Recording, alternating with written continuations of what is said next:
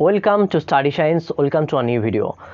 আজকে আমরা ডিসকাস করব যে WBCS এর বিগত 15 বছরের যে জিওগ্রাফি কোশ্চেন প্রিলিমসে এবং 5 বছরের মেন্সের যে কোশ্চেন এসছে জিওগ্রাফি, সেই বিগত বছরের কোশ্চেনকে ঠিক আছে অ্যানালিসিস করে আজকে আমাদের নিজের হাতে করে যে ইম্পর্টেন্টগুলো প্রত্যেকবার যে রিপিটেড যে কোশ্চেন আসছে যে টপিকগুলো থেকে, সেই টপিকগুলো কিন্তু আজকে আমি তোমাদের ডিটেলসে আলোচনা করে দেবো। এরকম ভিডিও কিন্তু ইউটিউবে আর পাবে না, এত ডিটেলসে নিজের হাতে প্রত্যেকটা ইম্পর্টেন্ট টপিক, যে টপিক প্রত্যেকটা চ্যাপ্টার এবং সেই চ্যাপ্টার ইম্পর্টেন্ট টপিকগুলো কিন্তু আজকে ডিসকাস করব।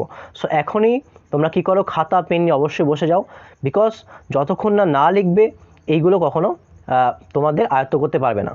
আর একটু টাইম নষ্ট করা ভালো, বিকজ গুড টাইমস তুমি যদি তোমার হিস্ট্রি, তোমার জিওগ্রাফি প্রিপারেশনের জন্য এতভাবে হ্যাপাজার প্রিপারেশনের আগে যদি একটু টাইম নিয়ে একটু স্ট্র্যাটেজিক্যালি যদি দেখে নাও, এই পয়েন্টগুলো যদি লিখে নাও, সেই পয়েন্ট থেকে বারবার এখান থেকে কিন্তু কোশ্চেন আসে, এই পয়েন্টগুলো যদি তৈরি করে যাও, তাহলে 80 to 90% কিন্তু কমন পাবে। সো ঠিক আছে, সো আমরা তাহলে শুরু করা যাক আজকে ভিডিও।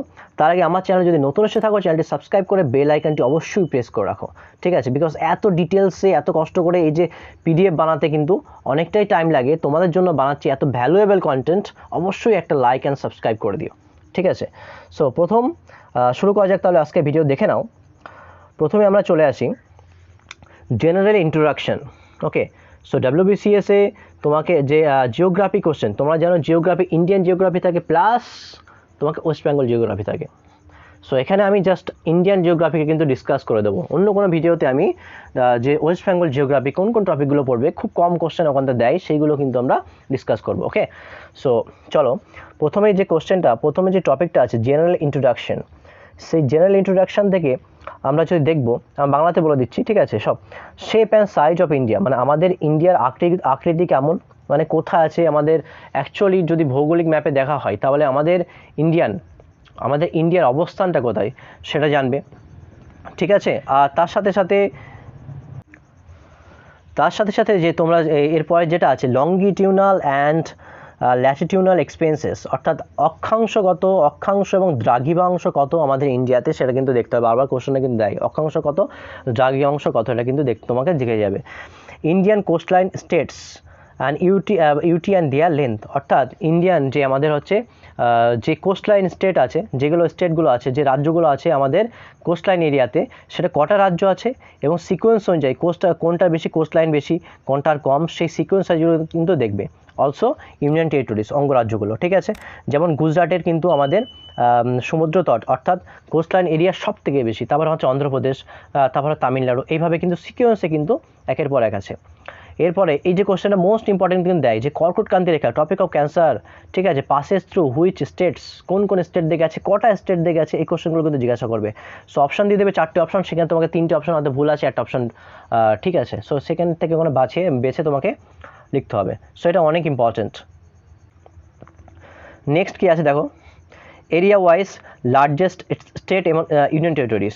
সো এরিয়াতে কোনটা বেশি, সবথেকে বেশি বড়, কোনটা ছোটো, এইভাবে ক্রম অনুসারে কিন্তু তোমাকে জেনে যেতে হবে। ওকে, অঞ্চল বলছে আন্দামান আর নিকোবর আইসল্যান্ড, এই সম্পর্কে কি, আন্দামান আর নিকোবর আইসল্যান্ড থেকে যে কোশ্চেন থাকে, ঠিক আছে, দ্বীপপুঞ্জ থেকে, সেখান থেকে কী পড়বে দেখো, আন্দামানের ডিভিশন পড়বে, ঠিক আছে? ডিভিশনের মধ্যে কি, তারপর হচ্ছে ব্যারেন আইসল্যান্ড কি, ঠিক আছে, দানকান পাস কি, দুনকান পাস, 10 ডিগ্রি চ্যানেল কি, ইন্দিরা পয়েন্ট কোথায় আছে, ঠিক আছে, কোকো স্ট্রেট কি, আদম ব্রিজ কি, গালফ অফ ম্যান্নার কি, ঠিক আছে? এইগুলো কিন্তু এখান থেকে টাচ করে যাবে।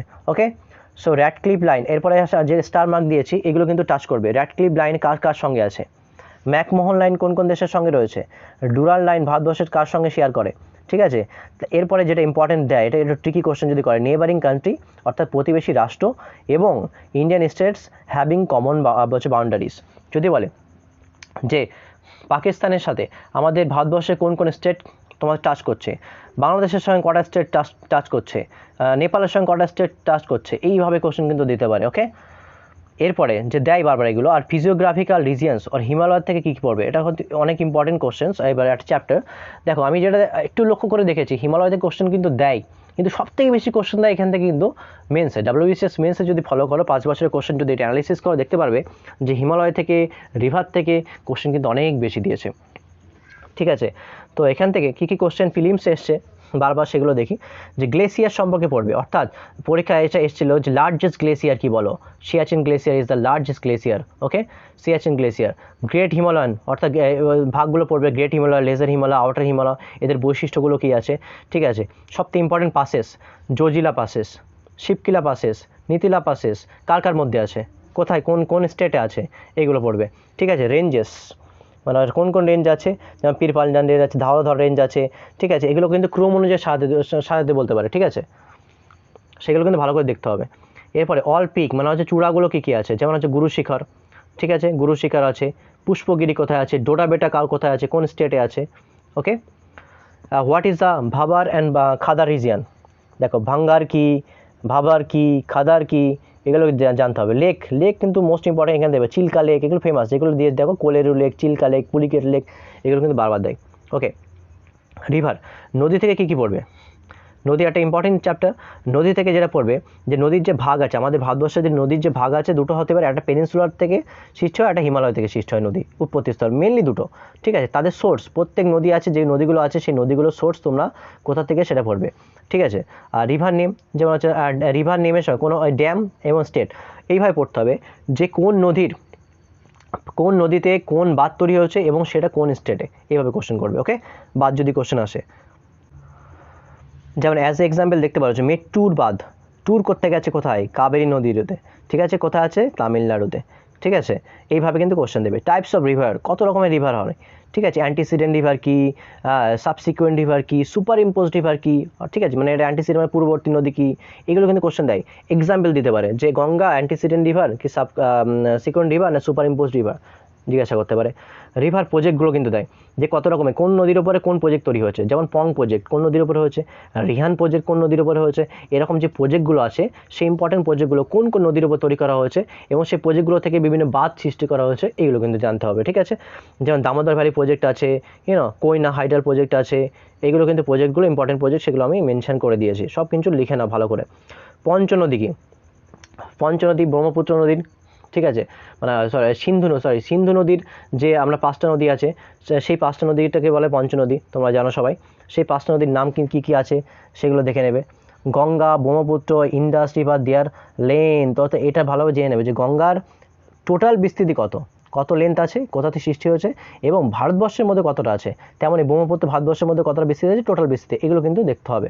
ওকে, টাউন, এটা কিন্তু ইম্পর্টেন্ট, ভেরি ভিভিআই এটা, ঠিক আছে। এটা ভিভিআই কেন, যে কোনটা বলছে টাউন, এখানে বলছে কোন রিভারের উপরে, কোন রিভারের পাশে, কোন নদীর পাশে কোন টাউন আছে, কোন শহর গড়ে উঠেছে, এইভাবে কোশ্চেন কিন্তু একটা না একটা পাবেই পাবে। ওকে, সো শ্রীনগর কোন, আমরা জানি জেলাম নদীর উপরে, মানে পাশে রয়েছে।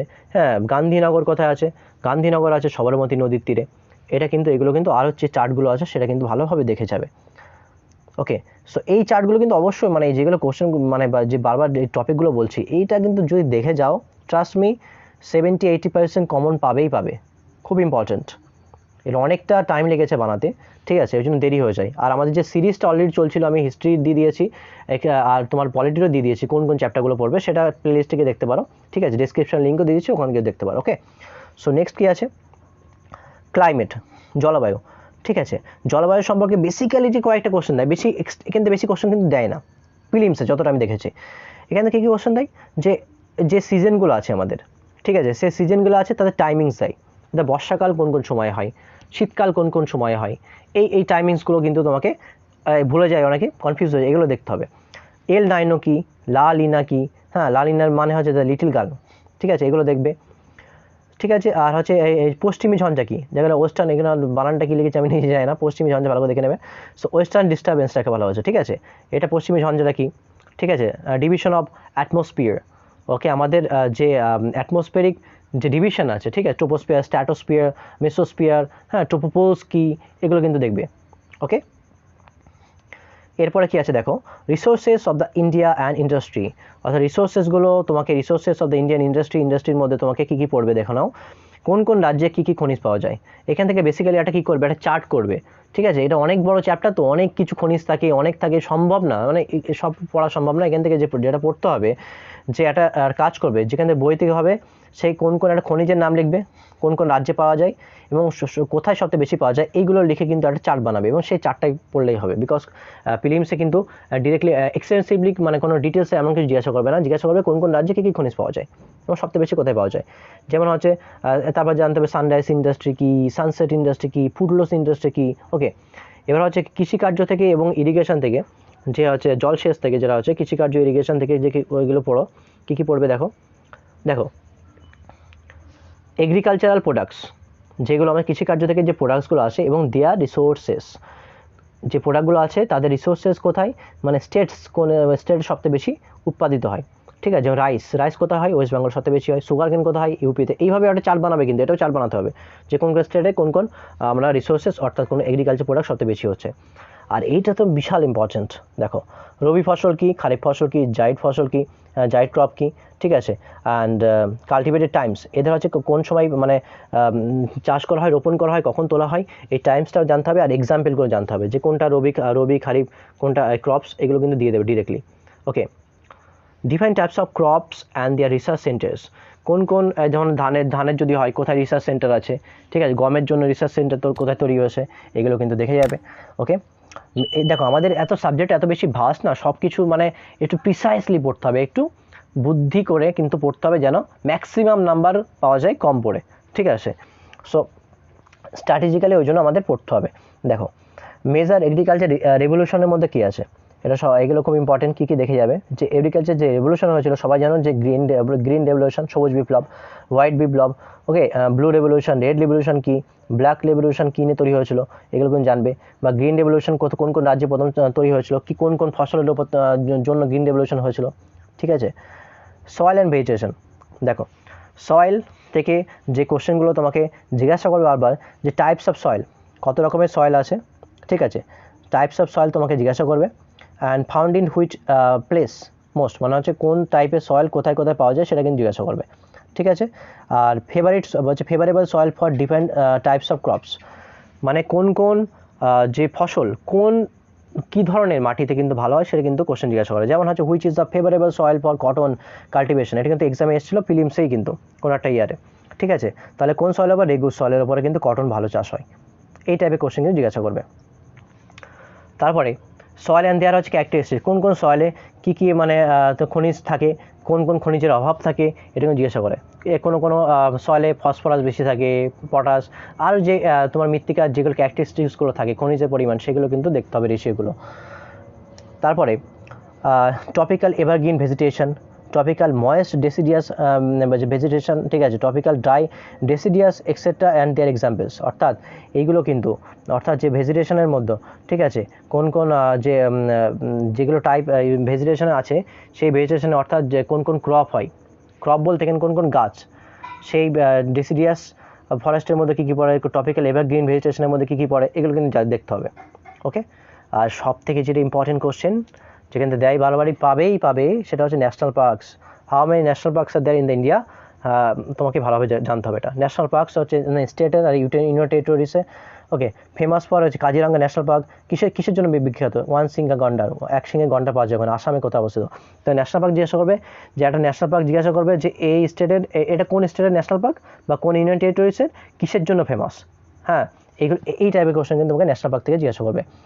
তারপরে হচ্ছে ট্রান্সপোর্ট, অর্থাৎ পরিবহন সম্পর্কে যে জিজ্ঞাসা করবে, ন্যাশনাল হাইওয়ে সম্পর্কে জানতে হবে, যে connection between two places, national highway যেন NH2 কার মধ্যে কানেক্ট করে, দিল্লি আর কলকাতা। এইভাবে যে হাইওয়েগুলো আছে সেগুলোর নাম কিন্তু দেখতে হবে। অনেক হাইওয়ে আছে, কিন্তু স্পেসিফিক কয়েকটা হাইওয়ে তোমাকে পড়তে হবে, সেটা ডিটেলস আমি আর এখানে লিখলাম না। ঠিক আছে, সব হাইওয়ে পড়া তো সম্ভব না।